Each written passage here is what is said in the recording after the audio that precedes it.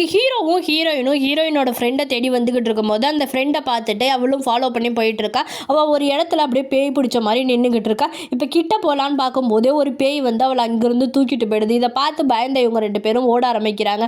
ஓடி போய் ஹீரோயின் ஒரு வீட்டுக்குள்ளே பூந்துடுறா. வீட்டுக்குள்ளே பூந்த ஹீரோயினை காப்பாற்றி ஹீரோ அந்த இடத்துல இருந்து கூட்டிகிட்டு போயிடுறான். இப்போ ஹீரோவோட இன்னொரு ஃப்ரெண்டையும் சேர்த்துக்கிட்டு 3 பேரும் சேர்ந்து இந்த காட்டை விட்டு வெளியில் போகிறதுக்காக ஓடிக்கிட்டு இருக்காங்க. அப்போ இந்த காட்டோட எல்லையை தாண்டி போயிட்டு அந்த பேயால் எதுவும் பண்ண முடியாது. ஹீரோவும் அவன் ஃப்ரெண்டும் வெளியில் போய்ட்றாங்க. ஹீரோயின் மட்டும் அந்த பேய்கிட்ட மாட்டிக்கிட்டா. இப்போ ஹீரோ ஃப்ரெண்டுக்கிட்ட இருக்க டாலரை வாங்கிட்டு ஹீரோயினை தேடிக்கிட்டு அந்த காட்டுக்குள்ளே வந்துடுறான். காட்டுக்குள்ளே வந்தவன் இறந்து போன ஃப்ரெண்ட்ஸ் எல்லாம் அவன் கண்ணுக்கு பேய் மாதிரி தெரிய ஆரம்பிக்கிறாங்க. ஹீரோ பயந்து போய் ஓடிக்கிட்டு இருக்கும்போதே அவன் முன்னாடி ஒரு சூனியக்கார கிளவி வந்து நிற்கிறான். அதுக்கு அந்த கிளவியை பார்த்து இவன் பயந்துக்கிட்டு இருக்கும்போது திடீர்னு அந்த கிளவியை அங்கேருந்து மாயமாக மறைஞ்சு போயிடுறான். பார்த்தா அவளுமே ஒரு பேய். இதுக்கு மேலே இங்கே இருக்கக்கூடாதுன்னு அவன் அந்த டாலர் எடுத்துக்கிட்டு வெளியில் ஓடிக்கிட்டு இருக்கும்போது தான் பார்க்குறான். அந்த டாலரை கொடுத்தா அவனோட ஃப்ரெண்டும் அங்கே இறந்து போயிருக்கான்.